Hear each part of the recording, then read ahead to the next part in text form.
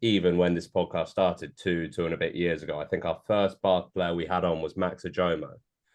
And it was before he'd broken into the first team in the way that he now has. Obviously, their midfield with Ajomo, Redpath, Lawrence is bloody competitive, but he's blossomed into a fantastic player. And he sort of held a beacon in our eyes almost, because he was that generation. And obviously Finn Russell's helped unlock it, as has the likes of Ollie Lawrence and Ted Hill. But Craig, hasn't it been great to see a very almost linear progression, and then the signing of Russell seemed to spark an explosion in Bath, and that's what we've seen this season in particular. Yeah, I was wondering, are they ahead of schedule a little bit this year?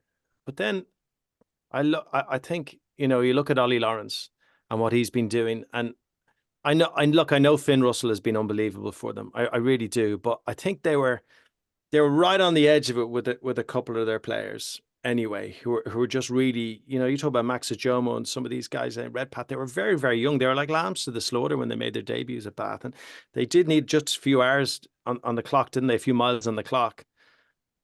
I would argue Ollie Lawrence has been the most important player they've brought in. He's brought that stability and allows things function around him. He's got a real clear head in those stressful situations. When we see Ted Hill on there, I just think he's phenomenal. Actually, I don't think we give either sides enough credit for what they do up front. We talk about their exciting backlines, but actually the story is with Bath, and it's a difference maker. I mean, out of everyone, they've done really well. And I'm not being disparaging at all. I mean, I was born and bred there, but they've done incredibly well out of the insolvencies. They have.